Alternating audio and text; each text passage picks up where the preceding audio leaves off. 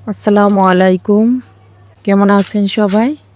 দুনিয়ার সব থেকে সহজ একটা রেসিপি আজকে দেখাবো। আলু দিয়ে চিপস বানিয়ে। এই চিপসটা কিন্তু বড় ছোট সবার অনেক পছন্দের খাবার।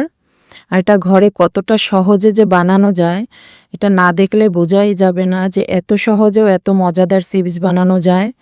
চিপস বানানোর জন্য কয়েকটি আলু খোসা ছাড়িয়ে নিয়েছি। তারপরে এখানে আমি একটা কাটার দিয়ে পাতলা করে কেটে নিচ্ছি। এটা বটি দিয়েও করা যাবে। দেখিয়ে দিচ্ছি কতটা পাতলা রাখতে হবে। তো এরকম কিন্তু পাতলা বটি দিয়েও কাটা যাবে। তবে এর চাইতে কিন্তু মোটা করে কাটা যাবে না, তাহলে কিন্তু ক্রিস্পি হবে না। প্রথমে আমি ঠান্ডা পানি নিয়ে নেব। ফ্রিজের নর্মাল যে ঠান্ডা পানিটা সেইটা আমি নিয়ে নিলাম একটা বাটিতে। আর এদিকে ফুটন্ত গরম পানির মধ্যে আমি আলুর স্লাইসগুলি দিয়ে দিলাম। এখন এটা আমি 2-3 মিনিট সিদ্ধ করে নেব। পানির মধ্যে দিয়ে কিছু সময় নাড়াচাড়া করে নিতে হবে যেন সমস্ত আলুগুলো একভাবে সেদ্ধ হয়ে যায়। তো দেখুন আমি ভালোভাবে সেদ্ধ করে নিচ্ছি। একটু উল্টে পাল্টে নেড়েচেড়ে দিতে হবে। যখন 1-2 মিনিট সিদ্ধ করা হবে তখন আমি এটা উঠিয়ে নেব। উঠিয়ে সরাসরি সেই ঠান্ডা পানির মধ্যে দিয়ে দিতে হবে। এটা অবশ্যই ঠান্ডা পানির মধ্যে দিতে হবে যদি পারফেক্ট চিপস বানাতে চান।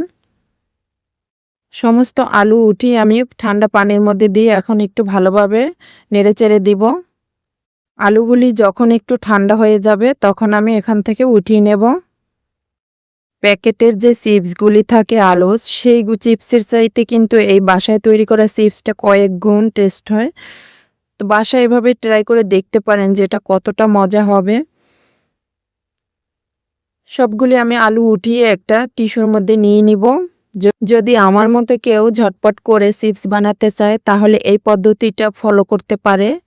একটা টিস্যুর উপরে দিয়ে সবগুলি আলু বিছিয়ে আবার উপর থেকে একটা টিস্যু দিয়ে চেপে দিলাম।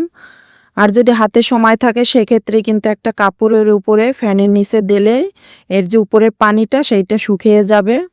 আলুর মধ্যে কিন্তু এখন কোনো আর পানি নেই। এখন কিন্তু সরাসরি আমি তেলের মধ্যে ভেজে নিব। তেলটা কিছুটা গরম হলে এর মধ্যে আমি আলুগুলি দিয়ে দিলাম।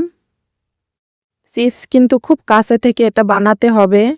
সবসময় একটু নেড়েচেড়ে দিতে হবে তেলের মধ্যে, তাহলে কিন্তু সব জায়গায় একই সাথে সুন্দর একটা কালার চলে আসবে। সমস্ত জায়গা কিন্তু ক্রিস্পি হবে। তো সবসময় একটু ভালোভাবে নেড়েচেড়ে দিতে হবে। এটা ভাজতে কিন্তু বেশি সময় লাগে না। 4-5 মিনিট ভাজলেই কিন্তু খুব সুন্দর একটা কালার চলে আসে এবং ক্রিস্পি হয়ে যায়। তেল থেকে উঠিয়ে আমি টিস্যুর মধ্যে রেখে দেব। এতে করে তেলগুলি টেনে নেবে টিস্যুতে। দেখতেই পাচ্ছেন কতটা যে লোভনীয় হয়েছে চিপসগুলি। আর ওগুলি অনেক ক্রিস্পি হয়েছে। বাসায় তৈরি করে দেখবেন যে এর স্বাদ কতটা যে ভালো। এটা কিন্তু বড় ছোট সবাই কিন্তু লুফে নেবে। তো আশা করছি আমার এই রেসিপিটি আপনাদের অনেক পছন্দ হয়েছে যে বাসায় কিভাবে আলু দিয়ে এত সহজে চিপস বানানো যায়। নিজের হাতে না বানালে বিশ্বাসই হবে না যে এত সহজে এত মজাদার চিপস বানানো যায়। আর আমি এই চিপসের মধ্যে দিয়ে দিলাম 1 প্যাকেট ম্যাগি মশলা। এখন সব জায়গায় একটু মিশিয়ে নিব। এতে করে খেতে অনেক ভালো লাগবে। এখানে চাইলে কেউ চাট মশলাটাও ব্যবহার করতে পারবে। আর এটা অনেক ক্রিস্পি হয়েছে। আমি কিন্তু ভেঙেই দেখাচ্ছি। এটা দেখেই কিন্তু বোঝা যাচ্ছে যে কতটা ক্রিস্পি হয়েছে আর কতটা মজাদার হয়েছে। আজকের মতো ভিডিওটি আমি এখানেই শেষ করলাম।